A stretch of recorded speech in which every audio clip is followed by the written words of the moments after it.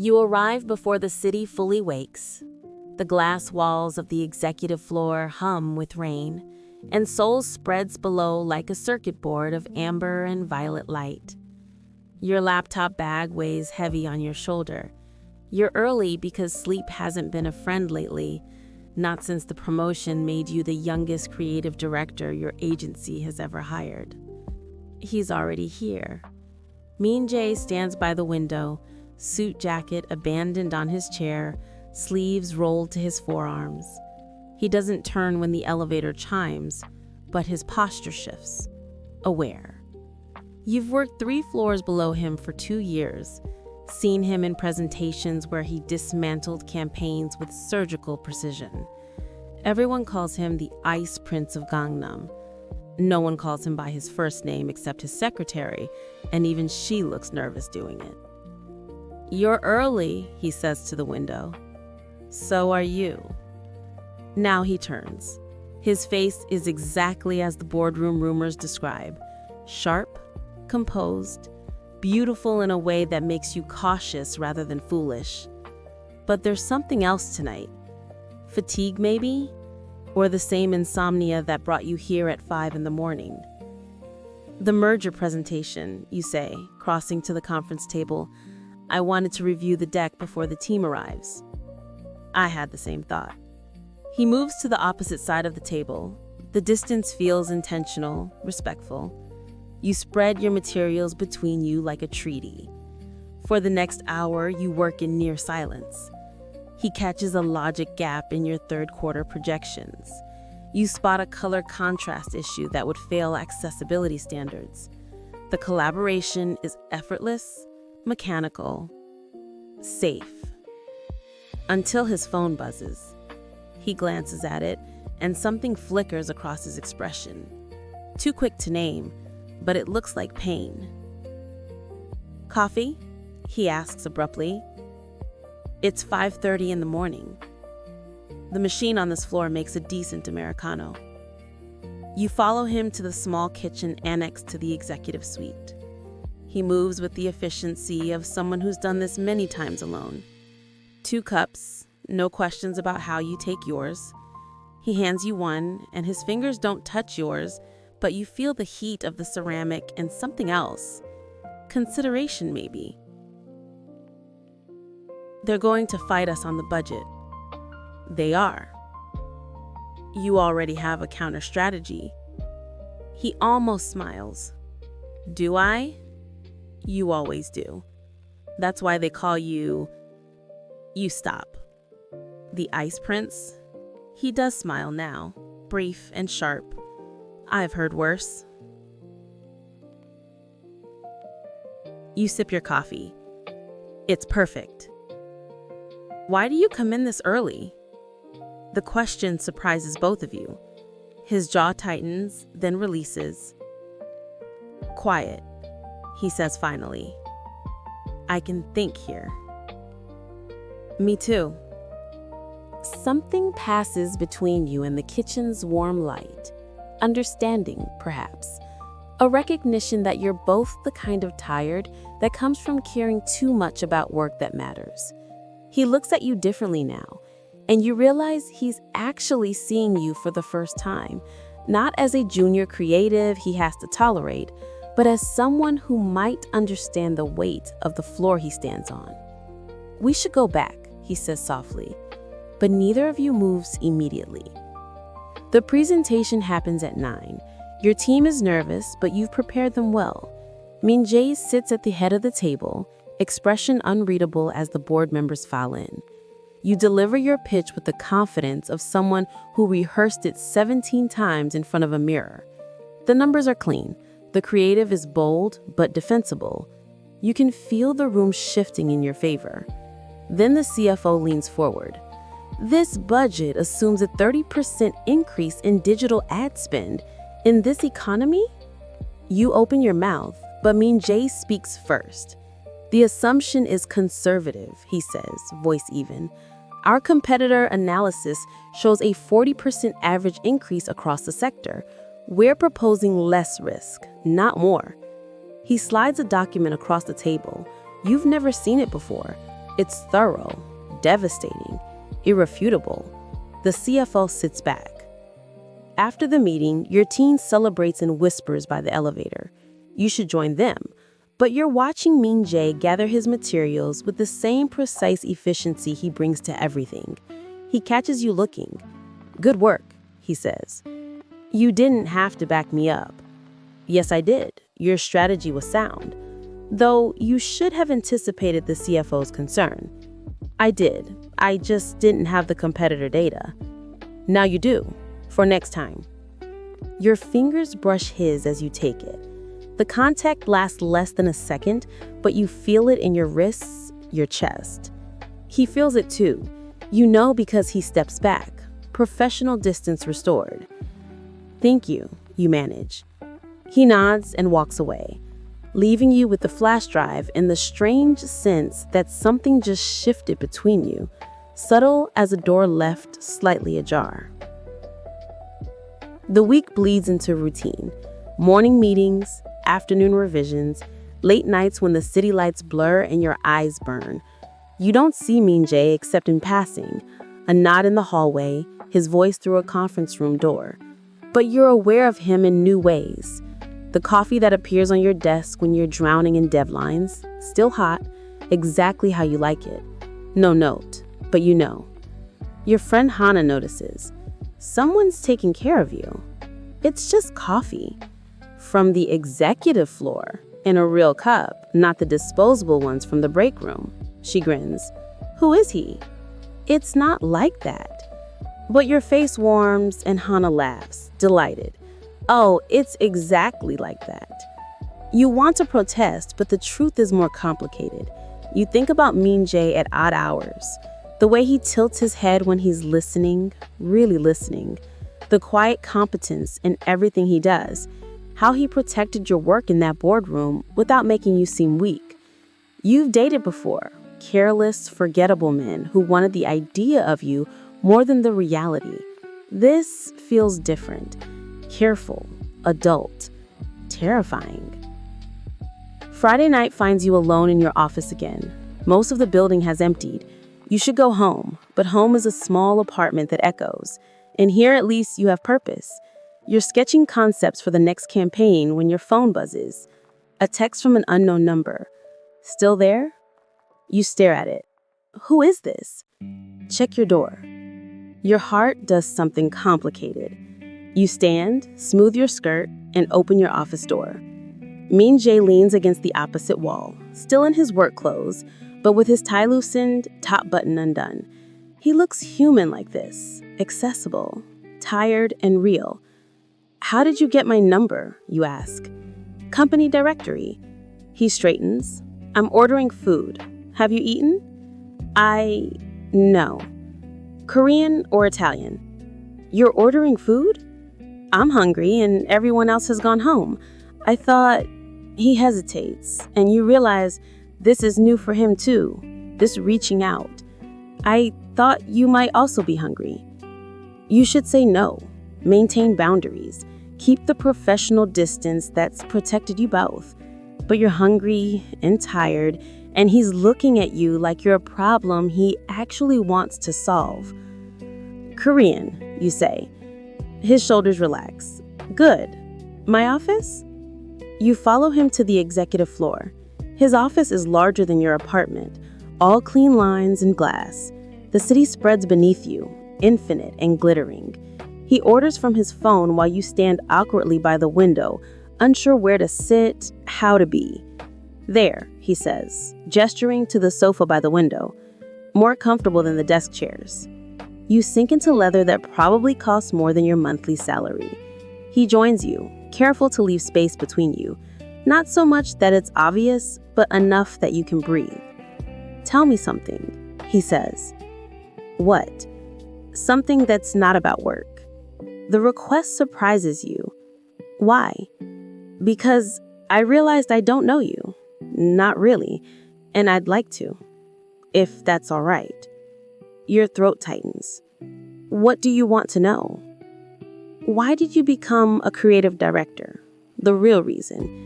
You could give him the rehearsed answer, the one you told in your interview, But something about the late hour, the rain still falling outside, his genuine attention, it makes you honest. My mother worked in a factory for 30 years, making parts for machines she never saw completed. She was brilliant, but she didn't have opportunities. She used to tell me, make something beautiful, make something that matters. So I do, or I try to. He's quiet for a long moment. Then she'd be proud. How do you know? Because I saw your campaign for the Children's Hospital Network. It was beautiful and it mattered. You didn't know he'd seen that. It was 3 years ago, early in my career, a project that paid nothing but meant everything. That was a long time ago. I remember it, he says simply. The food arrives. He set it out on the low table between you.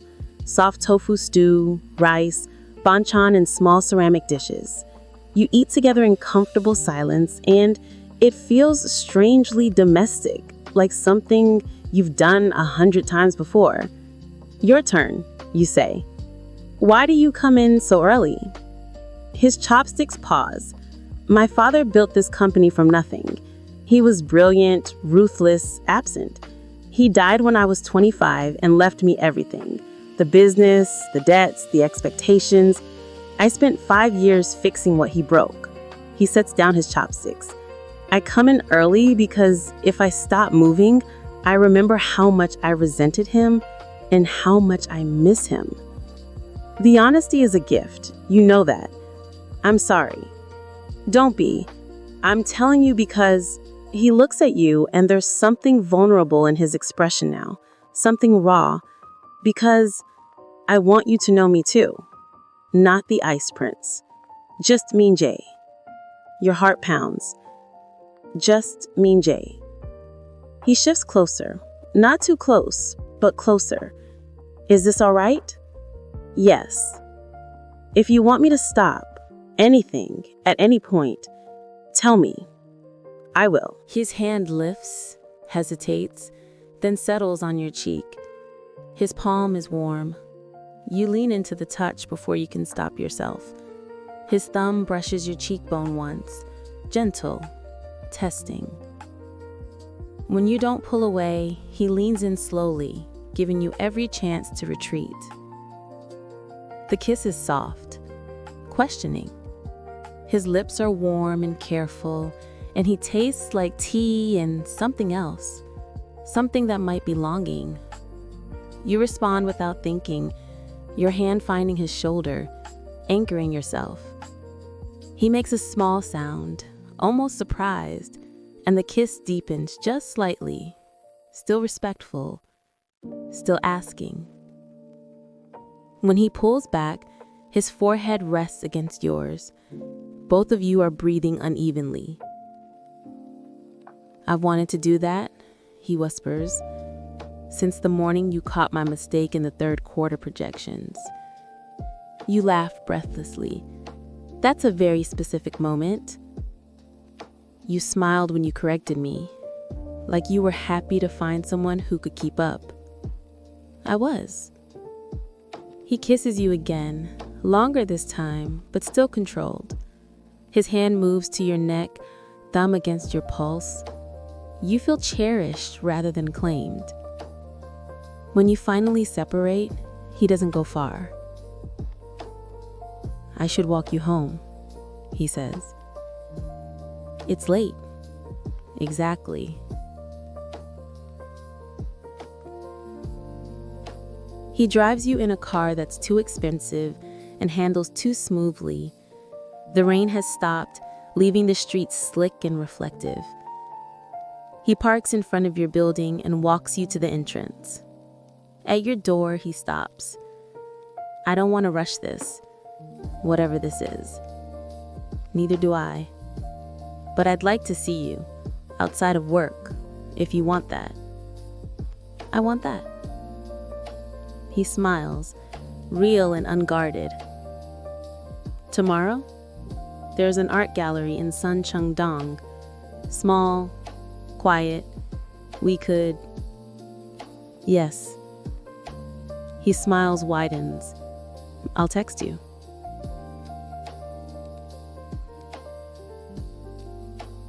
You watch him walk back to his car and you're smiling too, helpless with it. Inside your apartment, you lean against the door and touch your lips, still feeling the ghost of his kiss. Your phone buzzes. Home safe? You type back. Yes, thank you. Sleep well.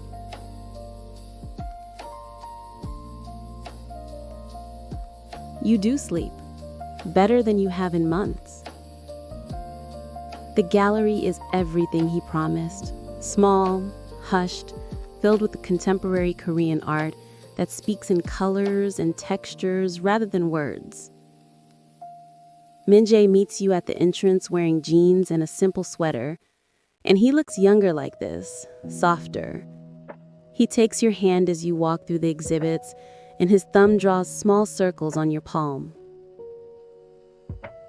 This one, he says, stopping in front of a large canvas.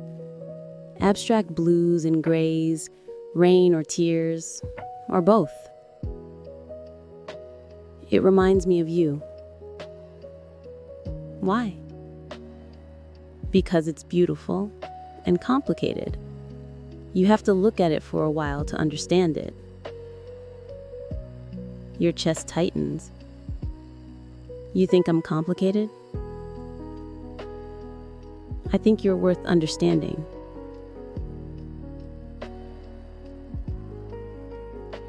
You thread your fingers through his. He squeezes gently. Afterwards, you walk through Bukchan Hanak village as afternoon light goes golden. He tells you about his childhood in these neighborhoods, before wealth and expectations. You tell him about your university years, the scholarships and part-time jobs, and stubborn determination. He listens like it matters, like you matter. I want to kiss you again, he says when you reach a quiet corner. Then do it. This kiss is different, more confident, more certain. His hands frame your face, and you press closer, your fingers curling into his shirt. When you break apart, you're both flushed and breathless.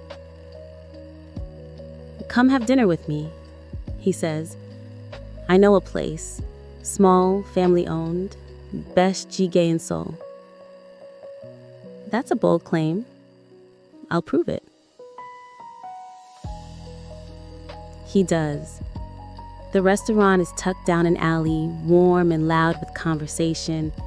The owners recognize him, tease him in comfortable banmo. You eat kimchi jjigae that tastes like someone's grandmother made it, and Min-jae watches you with obvious pleasure when you can't hide your delight. Told you. You were right.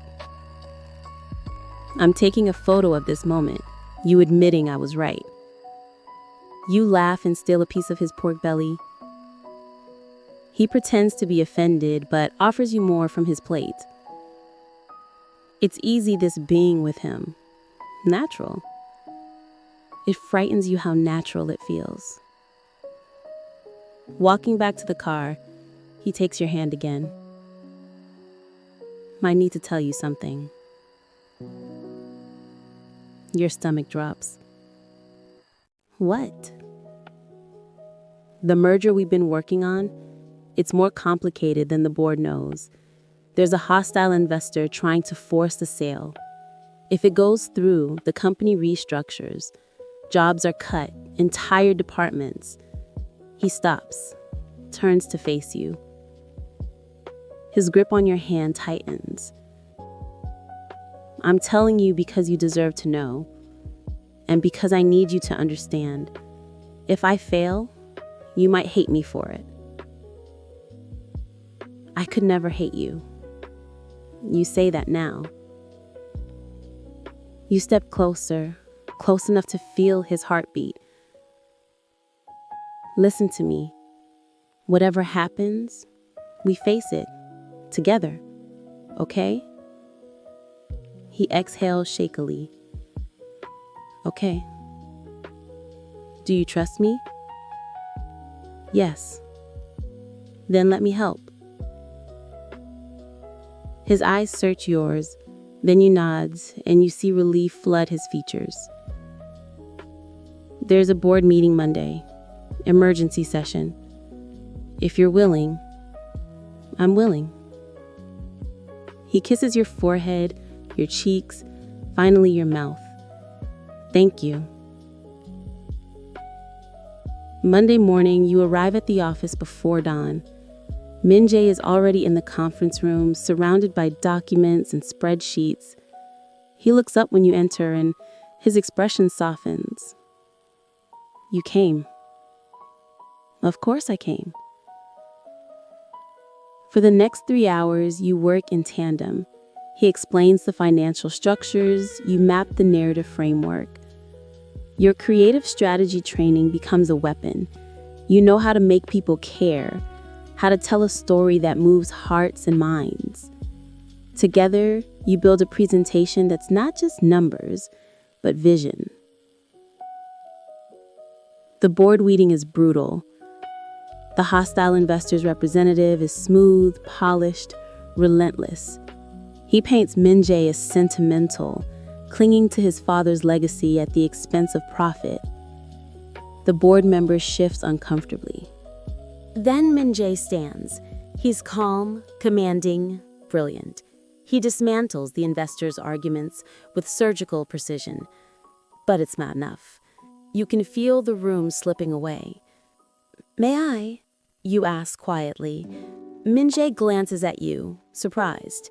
Then he nods and sits down. You stand. Every eye turns to you, the youngest person in the room, the one who shouldn't be here at all. Your hands don't shake. You're looking at this as a numbers problem, you say, but it's a people problem. This company employs 3,000 people. They're not line items. They're parents and children and dreamers.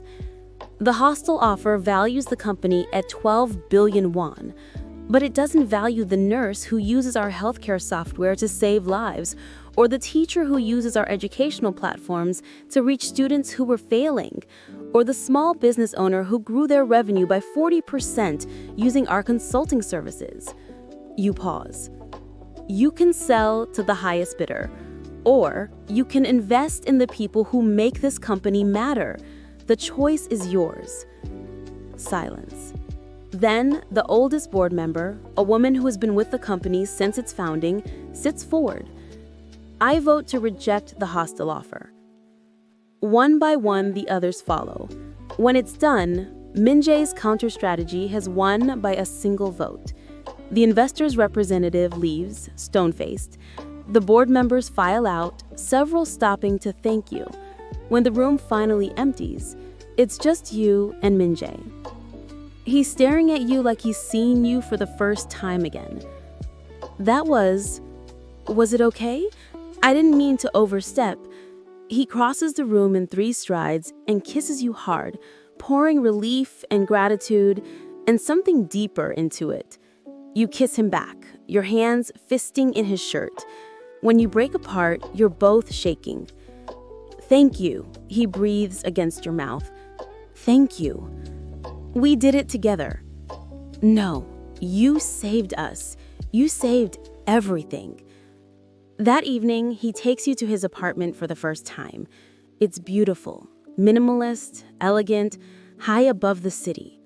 Floor-to-ceiling windows frame Seoul at night. He pours you wine, and you stand by the glass watching the lights. I was terrified today, he admits, coming to stand beside you. So was I. You didn't show it. Neither did you. He turns you gently to face him. I need to tell you something else. Your heart stutters. What? I'm falling in love with you. His voice is steady, sure. I don't know when it started, maybe that first morning, maybe later, but I am. And you should know that before anything else happens. Tears prick your eyes. Min-jae, you don't have to say it back. I just needed you to know. I'm falling in love with you too, I whisper. I think I have been since you handed me that flash drive and trusted me to do better." His kiss is different now. Deeper, more certain, edged with need. His hands slide into your hair and you press closer, wanting to eliminate every inch of space between you. He walks you backward until your spine meets the window, cool glass against your shoulders. His mouth moves to your jaw, your throat. "Is this okay?" He murmurs against your skin. "Yes, don't stop." His hands are careful even as his breathing roughens. He maps you slowly, the curve of your waist, the small of your back, the racing pulse in your throat. When he lifts you, you wrap your legs around him instinctively. He carries you to the bedroom, setting you down on the bed with a gentleness that makes your chest ache. He wants to take care of you. He kneels before you. "Will you let me?" "Yes." What happens next is tender and unhurried. He undresses you slowly, pausing to kiss each new expanse of skin. He asks permission with every touch, every kiss. When you finally join together, it's with a rightness that steals your breath. He moves like he's memorizing you, like he has all the time in the world. You hold him close, pressing your face into his neck, breathing him in. After, you lie tangled in his sheets while he traces patterns on your shoulder. The city glitters beyond the windows. "Stay," he murmurs. "Stay tonight." "Okay." He pulls you closer, and you feel his heart beat slow to match yours. Sleep comes easy, safe in his arms. The weeks that follow are golden.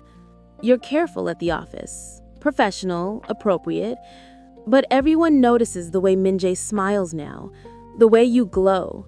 Hana corners you in the break room. "I knew it," she says triumphantly. "Knew what?" "You're in love with the Ice Prince." You can't help your smile. "He's not ice. He never was." She hugs you.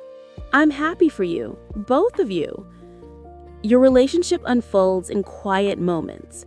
Morning coffee before the office fills, late dinners at small restaurants, weekends exploring the city or staying in, learning the geography of each other. He's thoughtful and generous, remembering everything you tell him. You give him softness and laughter, spaces where he doesn't have to be perfect. 3 months in, he takes you to Namsan Tower at sunset. You stand at the observation deck, his arms around you from behind, watching the city transform in the fading light. "I have something for you," he says. You turn in his arms. He pulls a small box from his pocket, not a ring box, something flatter. Inside is a key on a simple chain. "To my apartment. I want you to have a place with me. No pressure to move in yet, but I want you to feel like you belong there, because you do." Your eyes fill. "Min-jae, too much?" "It's perfect. You're perfect." "I'm not," he says seriously, "but I'm trying to be better. For you. For us." You kiss him as the sun sets, and you felt no more certain of anything in your life. 6 months after that first morning in the rain, your campaign for the merger launch wins 3 national awards. The company's stock reaches record highs. Min-jae's counter strategy didn't just save the company, it transformed it. At the award ceremony, he holds your hand under the table. When they announce your name, he kisses your cheek, pride written all over his face. Later, in the quiet of his apartment, your apartment now, because you moved in last month, he pulls you close on the balcony. "I have another question," he says. "What?" He doesn't kneel. He doesn't make a big gesture. He just takes your hand and looks at you with all the love in the world in his eyes. "Marry me," he says simply, not because it makes sense, not because it's logical, but because I love you and I want to wake up next to you for the rest of my life, because you make me better, because you're the best thing that ever happened to me. You're crying now, happy tears streaming down your face. Yes, of course, yes. He slides a ring on your finger, simple, elegant, perfect. Then he kisses you like he did that first night, like you're precious and vital and his. A year later, you marry in a small ceremony surrounded by the people who matter. Your mother cries through the entire thing. Hana is your maid of honor and makes a speech that's equal parts heartfelt and embarrassing. Min-jae's vows make everyone weep, even him, when he promises to choose you every day for the rest of his life. The reception is at that small restaurant in the alley, the one with the best jagaya in Seoul. You dance to old Korean ballads while rain patters on the windows. Min-jae holds you close, swaying gently. Happy? He murmurs. So happy. Good. That's all I want. Forever. You rest your head on his shoulder and let the music carry you. Outside, the city glows through the rain. Gangnam at midnight. Beautiful and infinite and yours. Later, much later, in the apartment that's seen you transform from careful colleagues to passionate lovers to committed partners, Min-jae pulls you into bed with a contented sigh. Tell me something, you say, echoing that first real conversation. What? Something I don't know yet. He thinks for a moment, fingers drawing lazy patterns on your arm. I was terrified that first morning. When I saw you arrive early, I almost left. I didn't know how to be around you without wanting more than I should. And now? Now I get to want you completely and have you want me back. It's the best thing that ever happened to me. You kiss him slowly, deeply.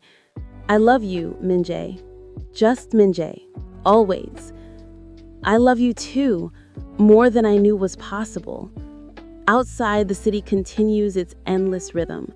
But here, in this room, in these arms, you found something even Seoul's million lights can't match. You found home.